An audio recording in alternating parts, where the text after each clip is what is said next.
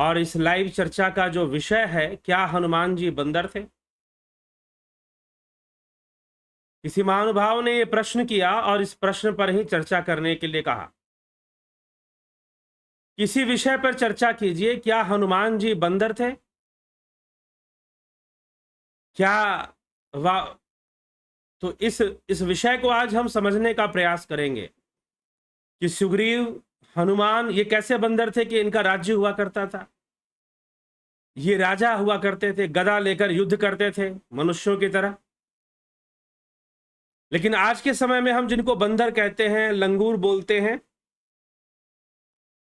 क्या वो आपको ऐसे दिखाई देंगे? तो चर्चा का विषय यही है कि क्या हनुमान जी बंदर थे? तो कहीं कहीं पर हमसे त्रुटि हो जाती है, कहने में, बोलने में, लिखने में, और हम उस त्रुटि के वशीभूत, त्रुटि मतलब जो मिस्टेक हुई है कि आपने हनुमान जी को बंदर समझ लिया, कहीं पर भी लिखा गया हो, या फिर रामचरितमानस में ही कहीं पर लिखा जा रहा हो, तो उसे भी आप भाषा की त्रुटि ही समझिए। उसे भी आप भाषा की त्रुटि ही समझिए, क्योंकि आजकल जो बंदर हम लोग देखते हैं, हनुमान जी कोई वैसे बंदर तो थे नहीं। हनुमान जी वानर थे। और वानर का क्या अर्थ है? वानर का अर्थ क्या है? वानर का अर्थ है वनों के रक्षक। वनों के रक्षक, जो वन के रक्षक हैं, जो वन की रक्षा करने वाले हैं, उनको वानर कहते हैं। आजकल हर कंट्री के अंदर एक फॉरेस्ट डिपार्टमेंट होता है। फॉरेस्ट डिपार्टमेंट में फॉरेस्ट फोर्स होती है, पुलिस होती है, जो वन क्षेत्र की रक्षा करते हैं। अगर आप उस वन क्षेत्र में किसी जीव को मारेंगे या फिर आप पेड़ काटेंगे तो वो एक अपराध माना जाएगा। संविधान के अनुसार, कानून के अनुसार वह एक अपराध माना जाएगा। तो उस अपराध को, वो जो अपराध है, ये जो अपराध हुआ है,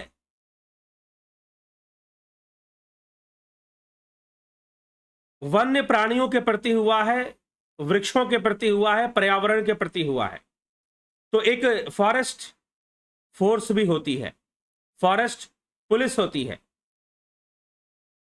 यदि आप फॉरेस्ट एरिया में जाओगे, वन क्षेत्रों में जाओगे, भारत के बहुत सारे वन क्षेत्र हैं, आपको कई नेशनल पार्क है, काजीरंगा है, मानस है, कई सेंचुरीज हैं, टाइगर सेंचुरीज है, लॉयन गिर वन है, उसमें आज भी शेर रहते हैं। तो उनको सुरक्षित किया गया है। क्यों सुरक्षित किया गया है? ताकि उन्हें कोई नुकसान ना पहुंचाए। तो उसकी एक पुलिस होती है। चलिए, वो जो पुलिस है वो सरकार ने बनाई है, लेकिन पहले प्राकृतिक रूप से जो वनवासी थे वही वनों के रक्षक थे।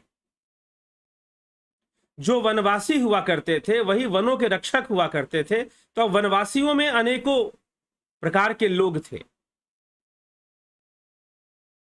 अनेकों प्रकार के लोग थे वनवासियों में। तो अनेकों प्रकार के जो लोग वनवासियों में थे, उनमें से वानर भी थे। जैसे भील थे, माता शबरी भील जाति से थी, वनवासी थी। वैसे ही एक वानर जाति थी।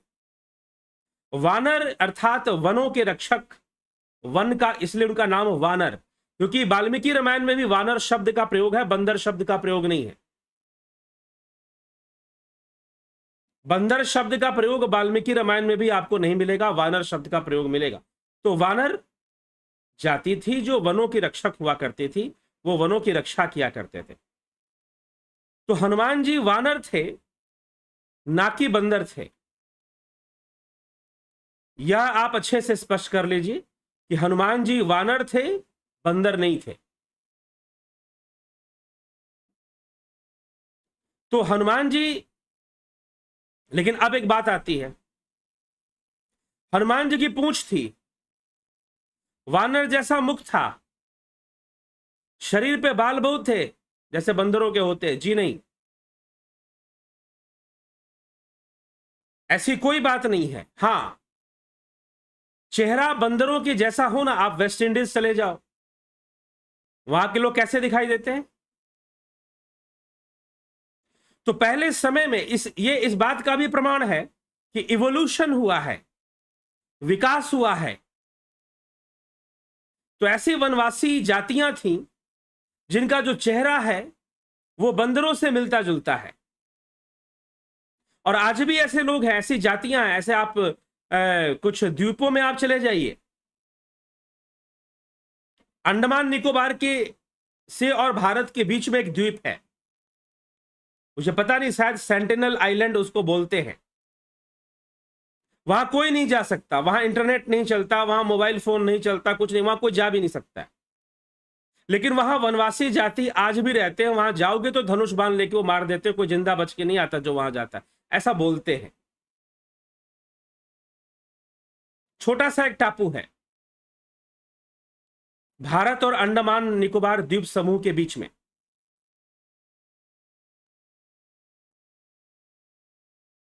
ठीक, तो इसलिए वहां पर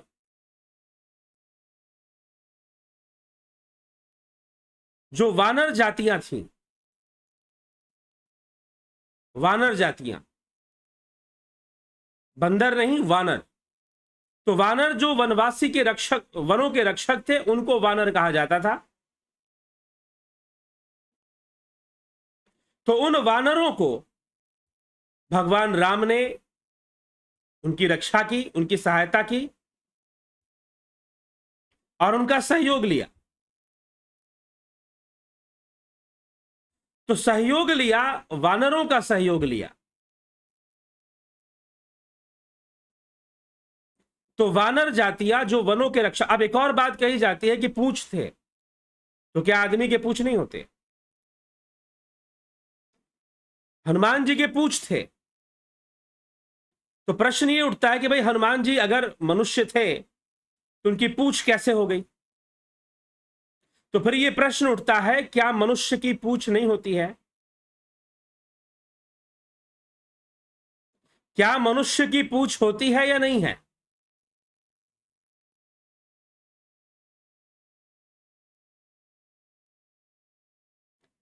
विचार कीजिए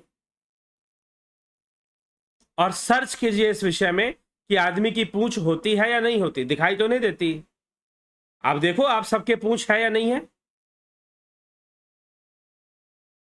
जी हां, मनुष्य के पूंछ होते हैं, लेकिन विकसित नहीं होते हैं, डेवलप्ड नहीं होते हैं। और विकसित नहीं होने के कारण वो दिखाई भी नहीं देते और वो पता भी नहीं चलते, लेकिन पूंछ होते हैं। इसका प्रूफ क्या है? इसका प्रूफ आज के वैज्ञानिक बायोलॉजी है। और बायोलॉजी भी छोड़ दो, इतना पढ़ने कहां जाओगे कि हमारी रीढ़ की हड्डी है और वही पूंछ के रूप में विकसित हो जाती है,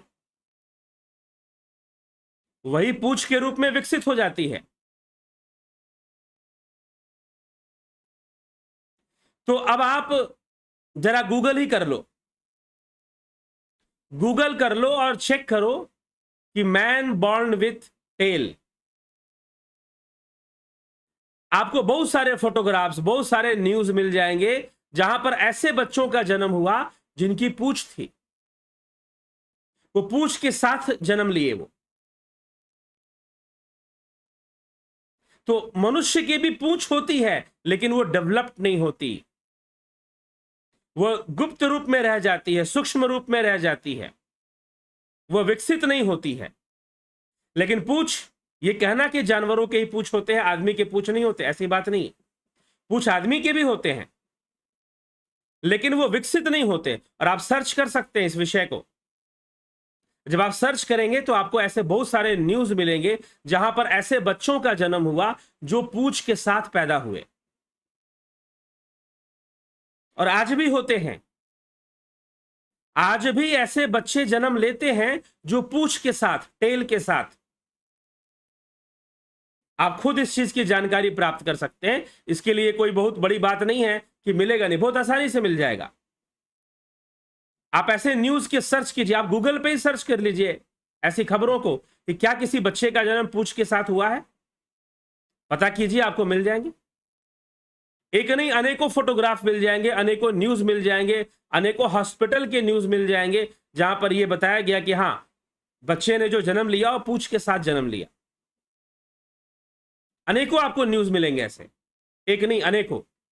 और भारत में ही नहीं, विश्व के अलग अलग देशों में भी आपको मिल जाएंगे ऐसी खबरें जहां पर कई बच्चों ने पूंछ के साथ जन्म लिया।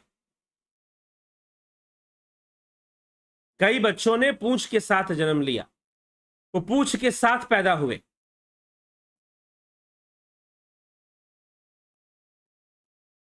ठीक, तो पूंछ के साथ जन्म लेना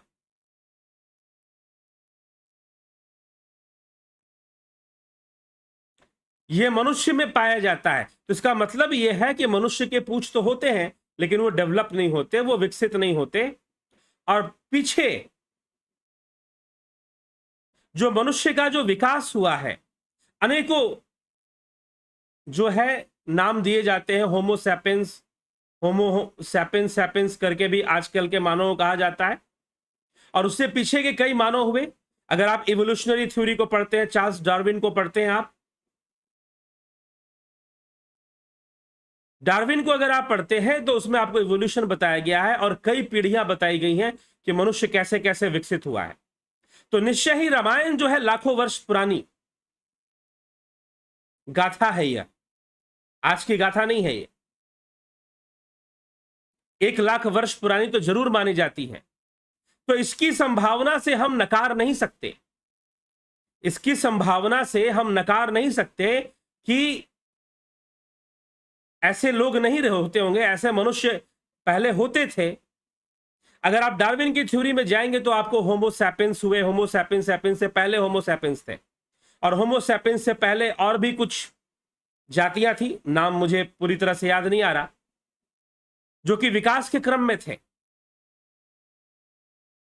तो इसमें से कोई संशय नहीं हम कह सकते कि भाई ऐसी जातियां बची रही होंगी जिनकी पूंछें होती थी,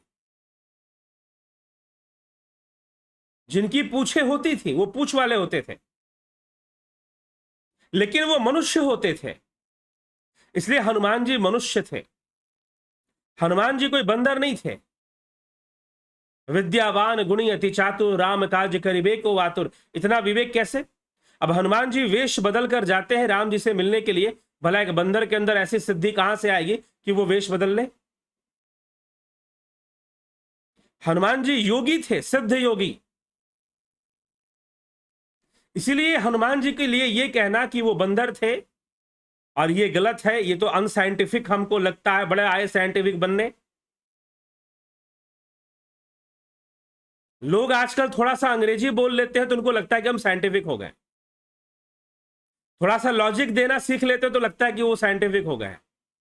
इसलिए स्वामी विवेकानंद जी ने कहा था कि मॉडर्न सेप्टिकल आउटलुक एक बहुत बड़ी समस्या होगी प्रेजेंट वर्ल्ड के लिए। मॉडर्न सेप्टिकल आउटलुक, आधुनिक अंधविश्वास, बहुत सारे blind faith due to modernization create हो जाएंगे। आधुनिकीकरण के लिए और विज्ञान के कारण, विज्ञान के कारण और आधुनिकीकरण के कारण बहुत सारे ब्लाइंड फेथ डेवलप होंगे।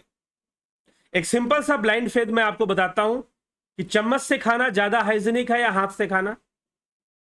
अच्छे से हाथ धो लो, साबुन से, हैंड वॉश से, सैनिटाइज कर लो, वॉश कर लो, खाओ कुछ भी। तो ज्यादा अच्छा कौन सा है? स्पून से खाना। अब साइंस के अनुसार जो आप सोचोगे स्पून ज्यादा साफ सुथरा है तो शायद ज्यादा सही होगा, तो हम उससे खाएंगे। तो लोगों ने इसे सिविलाइजेशन से जोड़ दिया, बाकी स्पून से खाने वाले ज्यादा सिविलाइज्ड होते हैं। लेकिन ट्रूथ ये है, बायोलॉजिकल ट्रूथ ये है कि यदि आप हाथ से खाते हो, जब आप स्पून से खाते हो और स्पून को मुंह में डालते हो, स्टील का बना हुआ स्पून जब मुंह में जाता है और जब वो सैलिवरी ग्लैंड को टच करता है तो आपके जो सैलिवरी ग्लैंड हैं वो उतना सैलिवा रिलीज नहीं करते हैं, ठीक है, क्योंकि वो स्पून के साथ रिएक्ट नहीं कर सकते। हाँ, जो खाना है उसके साथ रिएक्ट करेंगे। और जब आप हाथ से खाना खाते हो तो हमारे हाथों में एक हीलिंग एनर्जी होती है, हमारे हाथों में भी एक हीलिंग एनर्जी होती है, और जब हम हाथ से खाना खाते हैं तो उसका टेस्ट ज्यादा अच्छा आएगा। और जो सलाइवा है, जिसको हम लोग लार कहते हैं हिंदी में, तो जो सलाइवा है वो बहुत अच्छे मात्रा में, गुड क्वांटिटी में वो रिलीज होता है, प्रोड्यूस होता है सैलिवरी ग्लैंड से। ये पाया गया है, खुद भी करके आप देख सकते हैं। आप स्पून से चावल खाइए या कुछ खाइए, दोनों को खाने में और हाथ से खाने में फर्क आपको महसूस हो जाएगा। तो कई बार मॉडर्न सेप्टिकल आउटलुक होते हैं, कई बार आधुनिक अंधविश्वास के से हम ग्रसित हो जाते हैं। तो इसीलिए पहली बात तो ये कि हनुमान जी को बंदर मत कहो, हनुमान जी बंदर नहीं थे, हनुमान जी वानर थे। वानर जाति जो वनों की रक्षा किया करते थे, वनों की रक्षा करने के कारण ही उनको वानर कहा जाता था। जैसे आपने सुना है बंजारे, बंजारे, वनजारे, बाद में उनको बना दिया गया बंजारे, वनजारे, जो कि वन के अंदर इधर से उधर घूमते थे। किसी स्थान पे वन में रुक गए और वहां पर फल फूल पानी है, वहां पर कुछ दिन रहे, वहां गर्मी बढ़ गई तो किसी ठंडे प्रदेश में चले गए, वहां ठंड बढ़ गई तो गर्म प्रदेश में चले गए। ये बंजारे कभी अपना स्थायी घर नहीं बनाते थे। आज भी हम राजस्थान में कुछ ऐसी जातियां हैं जो बंजारों की श्रेणी में आती हैं, उनको हम बंजारे कहते हैं। राजस्थान में, गुजरात में, क्योंकि सूखा पड़ता था और सूखा पड़ने के कारण ये लोग माइग्रेट करते थे एक जगह से दूसरे जगह, लेकिन वन के अंदर फॉरेस्ट एरिया में माइग्रेट करते थे। तो जो फॉरेस्ट एरिया में माइग्रेट कर जाया करते थे, जहां हरियाली हुआ करती थी, उनको वनजारे कहा गया। तो बंजारे वन में घूमने वाले ये जो जाति थी, वनवासी जाति थी, जिनको बंजारे, और बाद में उसको बंजारन, बंजारा, अब जो भी कह लो, इस तरह से ये वर्ड बन गया। वैसे ही ये वानर थे। वानर जो वनों का विकास करते थे, वनों के रक्षक थे, पर्वतों पे रहते थे, वन जीवन से, फॉरेस्ट लाइफ से बहुत प्रेम करते थे, ऐसे लोग थे ये। लेकिन ये मनुष्य थे। वन में रहने के कारण और अपने पिछली विकासवादी क्रम से जुड़े होने के कारण इनका जो चेहरा है वानरों की तरह मिलता था। आज भी कई द्वीप हैं, वेस्ट इंडीज है और कई ऐसे आइलैंड्स हैं या फिर हिल्स एरिया हैं, मंगोलियंस होते हैं, आप देखो उनका चेहरा अलग से थोड़ा दिखता है। तो ये इस तरह की चेंजेस हमको दिखाई देती हैं हिस्ट्री के अंदर, इवोल्यूशनरी हिस्ट्री में, हिस्ट्री ऑफ इवोल्यूशन में। तो इस कारण से ऐसे लोग उस समय थे धरती पर जो वानरों की तरह दिखते थे और उनके पूंछें भी हुआ करती थी। लेकिन इसका मतलब ये नहीं कि हनुमान जी लंगूर हो गए, हनुमान जी बंदर हो गए, ऐसी भावना मत करना। वो मनुष्य हुआ करते थे और वन में रहने के कारण ऋषि मुनियों के संपर्क में आकर वह योग साधना आध्यात्मिक विद्या को सीखते भी थे, पराविद्या का ज्ञान प्राप्त करते थे। जैसे हनुमान जी ने ऋषि मुनियों की कृपा से पराविद्या का ज्ञान प्राप्त किया। इसी प्रकार से जब समय आगे बढ़ता गया, द्वापर युग आ गया। द्वापर युग आज से 6000 साल पहले समाप्त हो गया। 6000 साल पहले समाप्त हो गया आज से। उसके पहले लंबे समय तक द्वापर युग चला। तो द्वापर युग आ गया तो वहां पर ऐसे जातियों का वर्णन नहीं आता जो वानर हुआ करते थे। लेकिन त्रेता युग में, जहां जो रामायण की जो घटना है, रामायण का जो काल है वो त्रेता युग है, तो वहां पर वर्णन आ रहा है कि हाँ भाई ऐसी जातियां थी, ऐसी जातियां थी जो बंदर की तरह उनका चेहरा मिलता जुलता होता था, पूछे होती थी, लेकिन वो वानर नहीं थे, वो बंदर नहीं थे, वो वानर थे। उनको वानर जातियां कहा जाता है। वो वन के रक्षक थे, वन में रहने वाले वो वन्य प्राणी थे। ठीक। और उनकी पूछे हो तो पूछे होना कोई बहुत बड़ी बात नहीं है। आदमी की भी पूछे होती हैं, अनडेवलप्ड रूप फॉर्म में होती हैं, और आप इसको, इसके बायोलॉजिकल एविडेंस हैं इस बात के कि हाँ पूछे होती हैं। तो इस तरह से हमें इन सब बातों को थोड़ा समझकर चलना चाहिए, और बजरंग बली को कभी बंदर नहीं समझना चाहिए, उन्हें मनुष्य ही समझना चाहिए। वो मनुष्य ही हैं और सिद्ध योगी हैं, परम भक्त हैं, सिद्ध योगी हैं, त्रिकालदर्शी हैं, विद्यावान गुणी अति चातुर, राम काज करिबे को वातुर। ठीक। कियहु कुवेश साधु सन मानु, जिमि जग जाम अवंत हनुमानु। गोस्वामी तुलसीदास जी बहुत कुछ बजरंग बली की महिमा में लिखते हैं। तो चलिए, वो तो उनका प्रसंग चल रहा है, किष्किंधा कांड, सुंदर कांड चलेगा, तो हम बहुत सारे विषयों को समझेंगे और सुनेंगे। तो इस प्रकार से हमें बजरंग बली के विषय में हमें समझना चाहिए उनको। अभी आप वो छोड़ दो, आजकल भी आप, मैंने कहा वेस्ट इंडीज के लोग, वेस्ट इंडीज के लोगों की बात छोड़ दीजिए, आजकल भी हो सकता है कि आपके गांव में, हो सकता है कि आपके राज्य में, शहर में, गांव में कोई ऐसा बच्चा जन्म ले जिसकी शक्ल बंदर से बहुत मिलती हो, तो क्या आप उसे बंदर बंदर कहोगे? कहते भी हैं अगर किसी बालक की शक्ल बंदर से बहुत मिलती हो तो लोग उसे, स्कूल में बच्चे उसे कह देते हैं कि भाई तो बंदर जैसा दिखता है। और अगर उसके हाथ पैर भी लंबे लंबे थोड़े हुए तो बोलेंगे ये तो पूरा ही बंदर जैसा लगता है। अगर वो तेज दौड़ता भी हो तो बोलेंगे भाई ये तो पूरा बंदर वाले इसके अंदर गुण है। याद करो अपने बचपन का टाइम, जब आप स्कूल में पढ़ते थे तो कोई ना कोई ऐसा बच्चा होगा जिसकी शक्ल सूरत बंदर से मिलती होगी और उसका हाव भाव, चलना दौड़ना बंदरों से मिलता होगा। आपको लगेगा जैसे ये तो भाई एप है, कोई रीछ है, बनमानुस है क्या। लोग उसका थोड़ा मजाक भी उड़ाते हैं, बेचारे को थोड़ा सा अपमान भी सहना पड़ता है। लेकिन ऐसे बच्चे जिनकी हाथ पैर में इस तरह की चीजें आ जाती हैं, वो बहुत अच्छे स्पोर्ट्समैन बन जाते हैं, बहुत तेज दौड़ पाते हैं। ठीक है। तो इसीलिए ये मत कहिए कि हनुमान जी बंदर थे।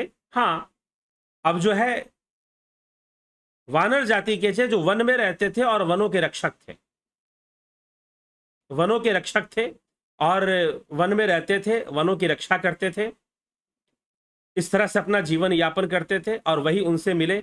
और ये इसलिए मैंने बताया कि ये हमारे विकास का क्रम है। और उस समय ऐसी जातियां थी जो जिनके शरीर पर ज्यादा बाल होते थे और वो इस तरह से होते थे। अब शरीर पे ज्यादा बाल, हो सकता है कि आपके गांव में कोई ऐसा आदमी हो जिसके शरीर पे बहुत सारे बाल हो, मेल मेंबर। फीमेल मेंबर में तो इंडिया में नहीं मिलेगा, लेकिन मेल मेंबर में आपको ऐसे मिल जाएंगे रेयर के, जिनके बॉडी में, पूरे बॉडी में आपको बाल होगा। हो सकता है महाराष्ट्र में कोई हो सकता है तमिलनाडु में हो, कोई बिहार में, कोई यूपी में, कोई पंजाब में ऐसे हो कि पूरे शरीर पे बाल बाल बाल बाल हो, भालू की तरह होते ऐसे लोग। तो क्या आप उसे भालू बुला दोगे? क्या आप उसे बंदर कहना शुरू कर दोगे? जरा सोचो खुद से। तो वो कहीं ना कहीं वो संबंध जुड़ता है। इसलिए ऐसी चीजें आज भी दिखाई देती हैं। आज भी ऐसे बच्चे जन्म ले लेते हैं जो पूंछ के साथ जन्म ले लेते हैं, शरीर पे उनके बहुत सारे बाल मिलेंगे। और क्या बड़े हो जाने के बाद भी उनके शरीर पे बहुत सारे, जब वो एडल्ट हो जाते हैं तो बहुत सारे बाल उनके शरीर पर होते हैं, अगर बचपन में ना हुए। ऐसे लोग देखने को मिलते हैं समाज में।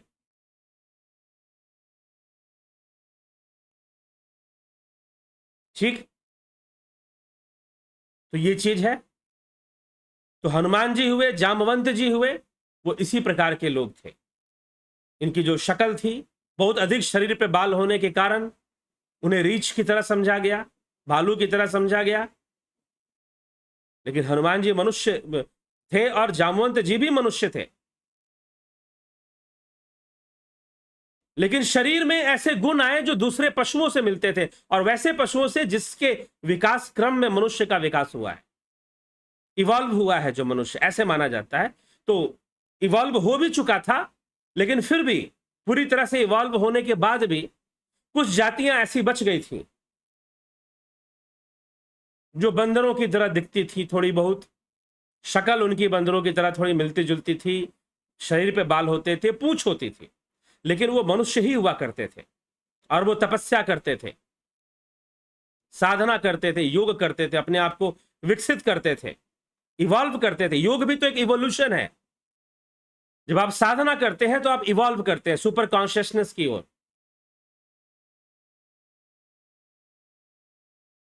आप कॉन्शियस से सुपर कॉन्शियसनेस की ओर जाते हैं। आप अपने कॉन्शियसनेस लेवल को इवॉल्व कर देते हैं। कॉन्शियसनेस फोर्स, आद्या शक्ति जिसको बोलते हैं, कॉन्शियसनेस फोर्स को आप बढ़ा देते हैं। आप जब आप साधना करते हैं, तो ध्यान योग करते हैं, तो प्रणव साधना करते हैं, तो वो करने की आवश्यकता है और तभी हमें समझ में आएगा। तो हनुमान जी को बंदर समझने का भूल ना करिए और ना कभी कहिए। आज से ठान लीजिए कि कभी बंदर हनुमान जी को नहीं कहेंगे और लोगों तक ये पहुंचाइए। और मैंने जो कहा, सर्च कीजिए, गूगल कर लीजिए आप कि मैन बॉर्न विथ टेल। आपको बहुत सारे ऐसे फोटोग्राफ्स मिलेंगे, बहुत सारे ऐसे न्यूज मिलेंगे, हॉस्पिटल्स के न्यूज होंगे जो आपको दे रहे होंगे कि भाई एक बच्चा पैदा हुआ जिसकी पूंछ है, एक बच्चा ऐसा पैदा हुआ जिसकी पूंछ है। तो एक नहीं, अनेकों ऐसे बच्चे पैदा होते हैं, देश विदेशों में भी होते हैं, यहीं पर होते हैं, ऐसी बात नहीं है।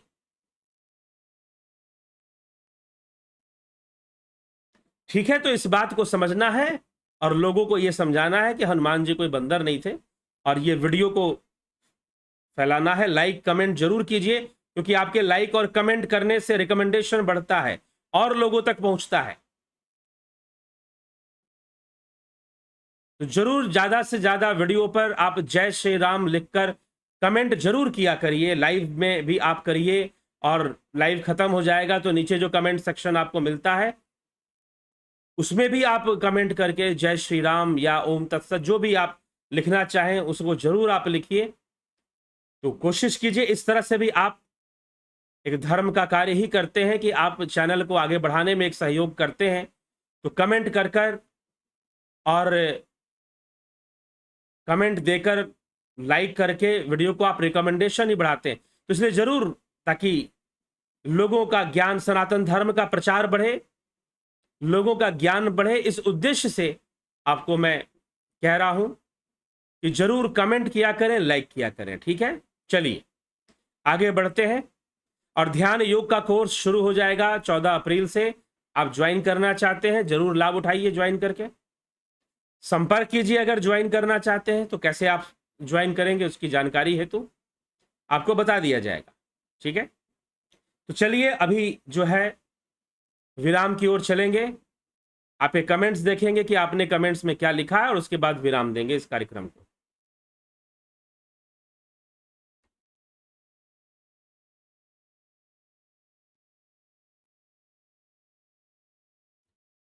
बबीता धीमान जी, राम गोपाल जांगीर जी, उज्जवल छेत्री, अर्जन भाई चौहान, अबनी प्रधान, सविता नायक जी, कन्हाई कुमार जी, बिस्लाल बहादुर सिंह जी, राजू पाल, बलवंत सिंह गोहिल, श्वेता कुमारी, भरत छबलानी, सरोज साहू, एससी सतीश मास्टर जी, नरसा राम प्रजापत, रमेश पेशवानी, निवास मीना, विष्णुचंद्र मौर्य, रमेश चंद्र, रतन सिंह, गौरव विक्रम सिंह, भिखू कुचाड़िया जी, यश सेठ, उत्कर्ष तिवारी, एके त्यागी जी, सुशांत दास जी, स्मिता सावंत जी, ज्योति दत्ता जी, बेस्ट फ्रेंड्स,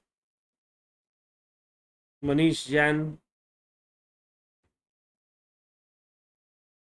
कुछ नकली होती थी वो उनकी निशानी थी। चलिए जी, रामविलास जी, बिमला शाह जी, राम सिंह कश्यप, मनीष यादव, मिथिलेश सिंह, शिवम भट्ट, रामविलास, दयानंद जी, गणेश पवार, रचना जी, उषा श्रीवास्तव, सोमू कृपा, जामवंत और मारिच के बारे बता तो दिए। मारिच तो राक्षस था, मायावी राक्षस, हो तो पहले ही चर्चा हो चुकी है। मनुष्य जैसा ही दिखता था, आदमी जैसा ही दिखता था मारिच। लेकिन जामवंत जी और हनुमान जी वानर थे। ठीक, जामवंत जी भी वानर ही थे, वन के रक्षक ही थे, लेकिन वो देखने में हनुमान जी से अलग थे थोड़े से, बस इतना ही फर्क है। काशीनाथ जी,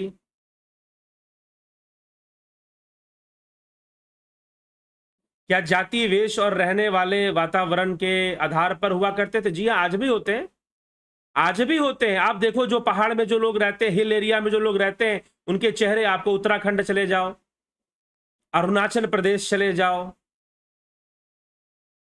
ठीक है, हिमाचल प्रदेश चले जाओ, हिमाचल में चले जाओ, आपको अलग लोग मिलेंगे, उनकी रेस अलग होती है थोड़ी सी, थोड़ा सा वो देखने में, आपको अपीयरेंस में अलग नजर आते हैं। थोड़ा सा का अंतर होता है, बहुत भारी अंतर नहीं होता, लेकिन होता है थोड़ा अंतर,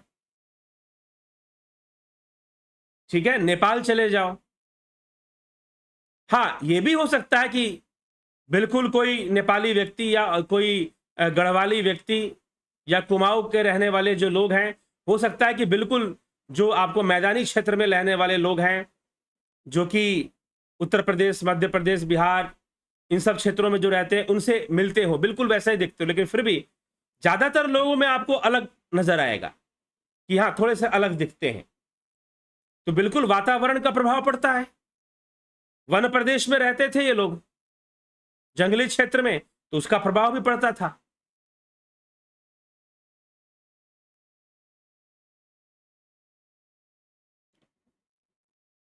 उनमें भेद ज्यादा होता था समाज में, या वो आपस में विरोधी भी हुआ करते थे। विरोधी क्यों होंगे?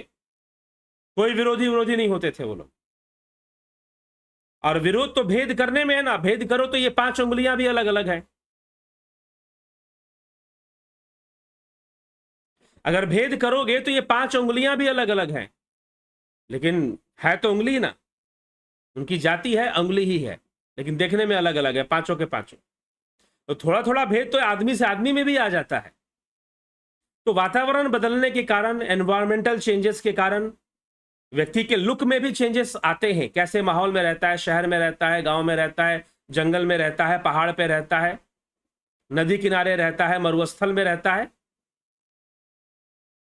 मरुस्थल में रहने वाले ज्यादा थोड़े लंबे हो जाते हैं, उनके चेहरे भी लंबे हो जाते हैं। मरुस्थल में रहने वाला ऊंट भी, उसका चेहरा लंबा हो जाता है। अब आप बोल दो कि आदमी का चेहरा ऊंट की तरह हो गया, आपको दिखेगा? फैक्ट है ये। जो मरुस्थल में रहने वाले, थार का मरुस्थल, जहां पर अरबियन कंट्रीज हैं, अरब, सऊदी अरब जिसको आप बोलते हैं, और उधर के जो क्षेत्र हैं वहां पर मरुस्थल ज्यादा है, मरुभूमि ज्यादा है। आपको दिखाई देंगे लोग लंबे लंबे दिखाई देंगे, उनके चेहरे भी थोड़े लंबे दिखाई देंगे,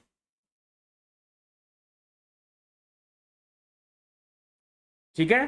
तो क्या आप बोलोगे भाई ये ऊंट है? ये ऊंट तो नहीं बोलोगे ना, आदमी है वो। लेकिन चेहरों पर भी आपको लंबा सा चेहरा दिखेगा, ऊंट जैसा। समझ में आ रही है बात? तो उनको ऊंट तो नहीं बोलेंगे, ठीक है। तो ये चीज है। तो वातावरण का फर्क पड़ता है, जहां आदमी रहता है उस हिसाब से उसका फर्क पड़ना शुरू हो जाता है, निश्चय है, इसमें कोई संशय नहीं है।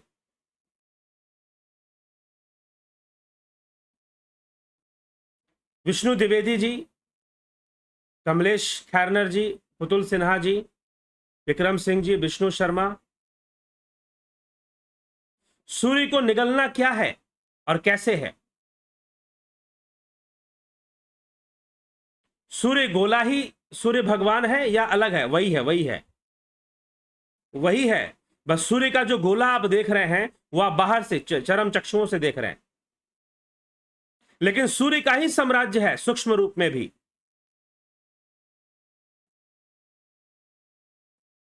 ठीक, सूर्य में एक ब्लैक होल भी है, वो अभी सामने नहीं आया है, अभी सूर्य है। तो वैसे ही सूर्य का एक गर्भ भी है, उसी को हिरण्य गर्भ कहते हैं। एक प्रकट रूप है तो एक गुप्त रूप है।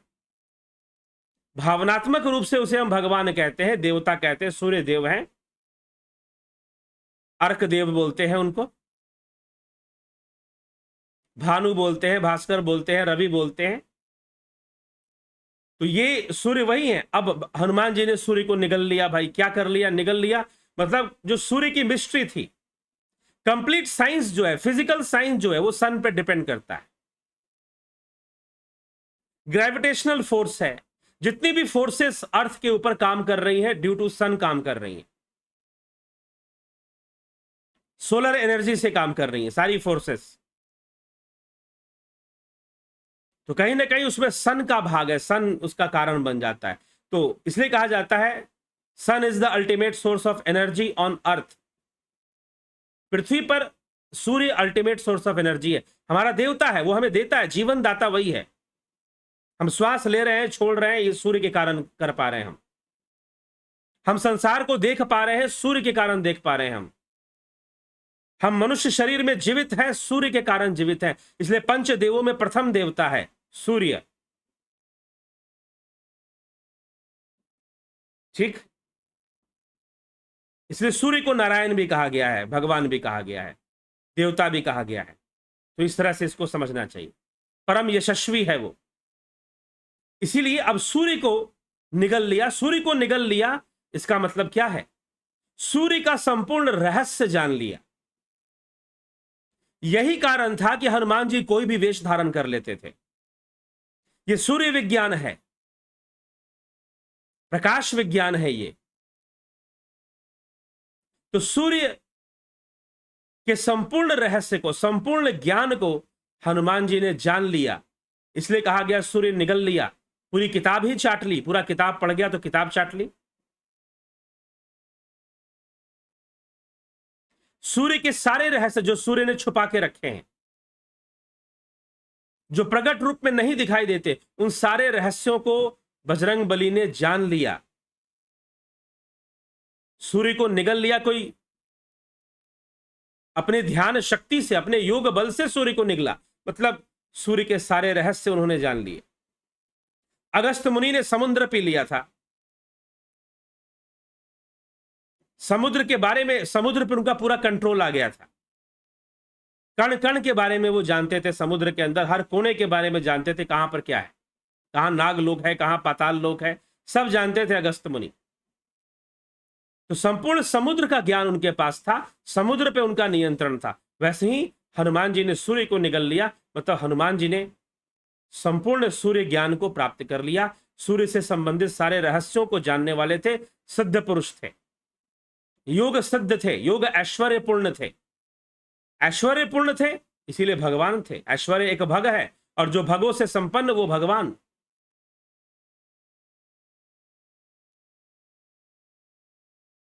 तो सन क्या है, अभी पूरी सूर्य के बारे में हमारे शास्त्रों में बहुत कुछ बताया गया है। एक तरह से सूर्य के बाहरी रूप के बारे में बताया गया है, और सूर्य के सूक्ष्म रूप की भी चर्चा उपनिषदों में मिलती है।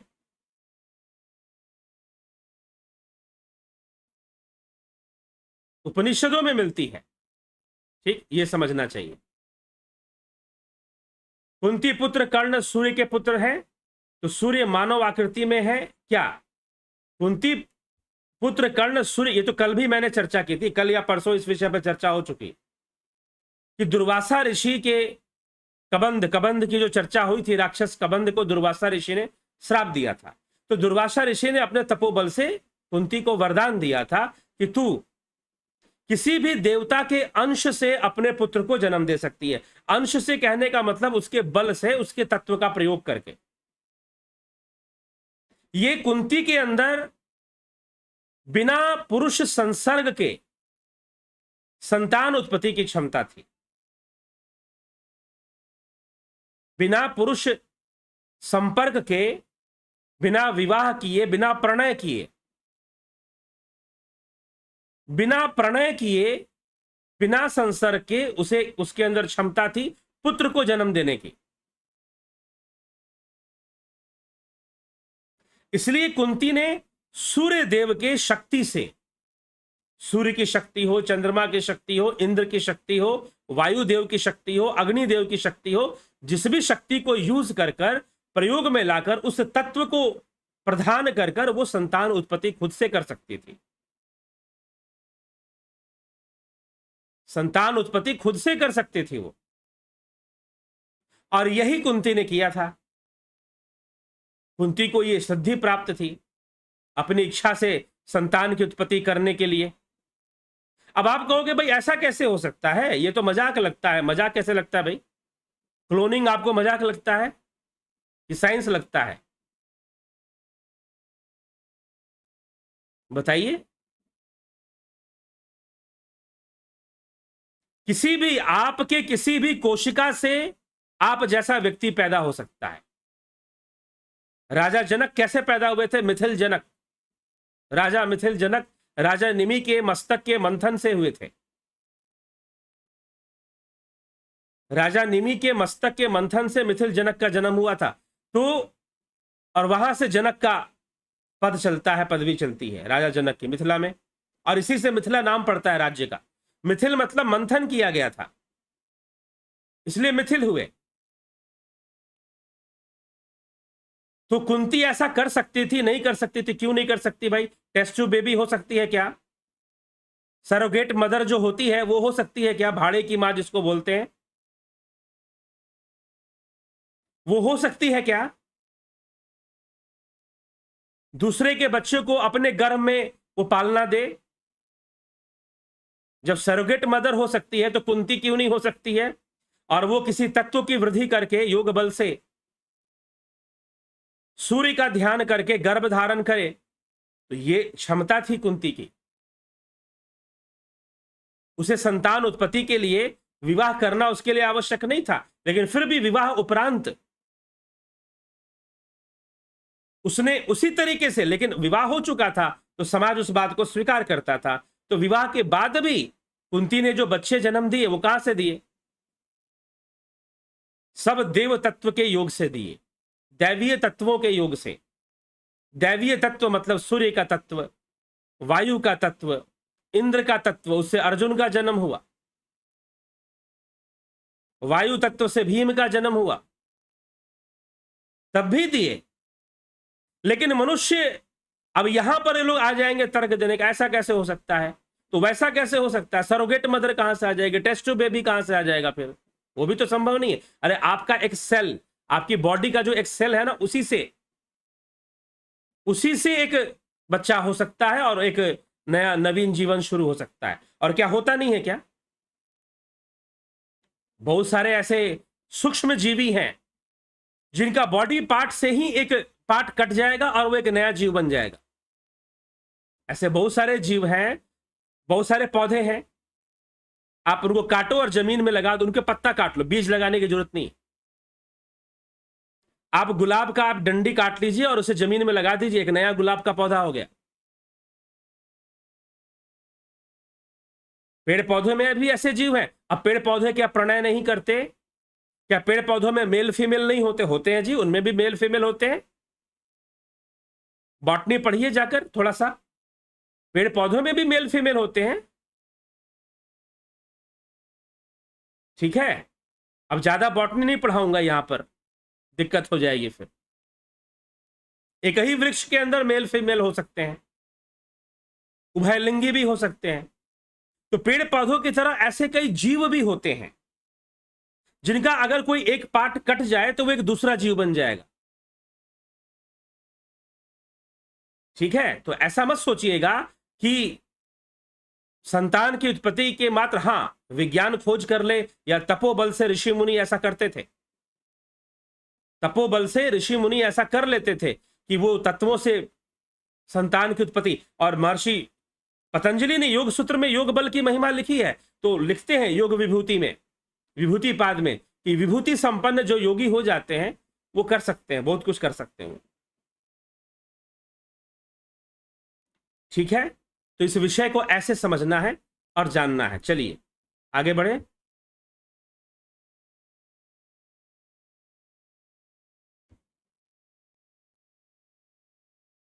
एक वीडियो ब्रह्मांड उत्पत्ति पर बनाए सर। आप हमारी सभी ब्रह्मांड उत्पत्ति की जो आध्यात्मिक विवेचना है वो हो चुकी है। ब्रह्मांड उत्पत्ति की जो आध्यात्मिक विवेचना है वो हम पहले ही कर चुके हैं, आपको उपनिषदों में ही हो चुकी है वो। ब्रह्मांड मतलब ब्रह्म का अंड, मैनिफेस्टेशन ऑफ ब्रह्म। और ब्रह्मांड कहां है? ब्रह्म के भीतर है, ब्रह्म के बाहर नहीं है। एक वीडियो है कि क्या अपवित्र वस्तु में भी परमात्मा है,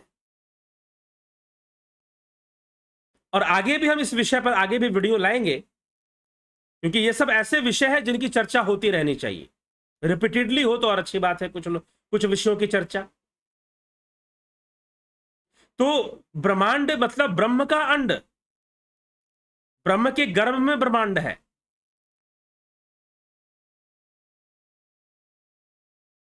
ब्रह्म के गर्भ में ही ब्रह्मांड है, मतलब ब्रह्म के भीतर है, ब्रह्म से बाहर नहीं है। तो इसके ऊपर चर्चाएं पहले भी हो चुकी हैं, तो इसलिए उसे ब्रह्मांड कहते हैं। ब्रह्म का अंड जो है वही ब्रह्मांड है।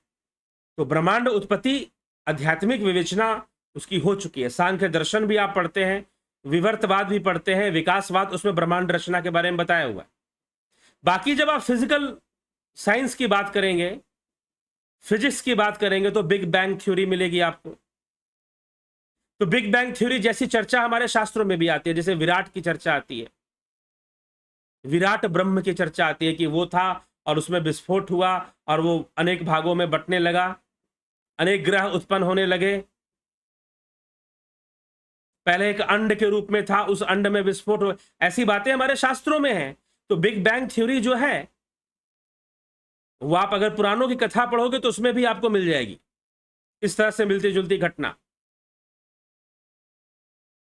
इसीलिए ब्रह्मांड ब्रह्म का अंड कहा गया है इसको। तो ये इस तरह से इसको जानना चाहिए, हमारे सभी जिज्ञासा शांत करने में उपयोगी सिद्ध हुए। ठीक है, दूसरा हो जाएगी जी, जीव। जीव आत्मा मत बोलिए, जीव। जीव दूसरा हो जाएगा। क्लोन हो चाहे दो हो। अभी अभी एक पंजाब के अंदर सोहन मोहन दो भाई हैं, उनके दो पैर हैं, शरीर दो है, हाथ चार है और पैर दो हैं। सोच लीजिए आप, वो दो जीव हैं या एक जीव है? बताइए तो जरा। वीडियो बहुत फेमस वीडियो है, वायरल वीडियो है, यूट्यूब पर आपको मिल जाएगा। सोहन मोहन दो भाई हैं, सिख फैमिली से हैं, पग बांधते हैं। अब वो जो है आप देखोगे तो उनका धड़ दो है, लेकिन धड़ दो कहने का मतलब कि पैर, कमर के नीचे का हिस्सा एक है और कमर के ऊपर वो दो हैं। दो माथा है, चार आंखें हैं, दो मुंह है और दोनों को अलग अलग भूख भी लगती है। खाना एक मुंह से खाते हैं, लेकिन उत्सर्जन एक से करते हैं। ठीक है, बहुत दिक्कतों का सामना उनको करना पड़ता होगा, लेकिन दो जीव हैं। उनका इंटरव्यू सुनिए जाकर। क्या आप लोगों को एक साथ भूख लगती है? जी नहीं, अलग अलग भी भूख लग जाती है कई बार। दो अलग अलग जीव हैं, एक ही शरीर में दो जीव, और शारीरिक रूप से फिजिकली भी दो हैं। कई बार ऐसा भी होता है कि फिजिकल बॉडी एक होती है और उसमें दो जीव हो जाता है। तो कई बार लोग उनको बोलेंगे कि भाई इसको तो मेंटल डिजीज हो गया है, ये मानसिक रोगी आदमी है, दो तरह से व्यवहार करता है। तो ऐसे अनेकों एग्जाम्पल्स हैं। ठीक है, तो इसीलिए अब क्लोन की आप बात करें तो स्वाभाविक है कि जीव दूसरा बन जाएगा वो। हाँ, जो फिजिकल क्वालिटीज हैं वो लेकर आएगा, जिसका क्लोन है उसी की फिजिकल क्वालिटीज लेकर आएगा, हम ये कह सकते हैं। लेकिन जीव दूसरा, उसके टाइम अलग, देश और काल तो बदल जाएगा ना भाई। मान लो क्लोन आपने किसी का बना भी दिया तो टाइम तो चेंज होगा ना, उसका टाइम पीरियड अलग हो जाएगा और पहले वाले व्यक्ति का टाइम पीरियड अलग हो जाएगा, तो नेचुरली वो अलग होगा, फिर वो जीव ही अलग होगा। ठीक है, हरीश डंगवाल जी, अवधेश कुमार जी, सभी का बहुत बहुत अभिनंदन। और इसी के साथ चलते हैं और आगे बढ़ते हैं, और कल फिर मिलते हैं रामचरितमानस की चर्चा को आगे बढ़ाते हुए। कल फिर हम चर्चा करेंगे। बहुत बहुत आभार आप सभी का।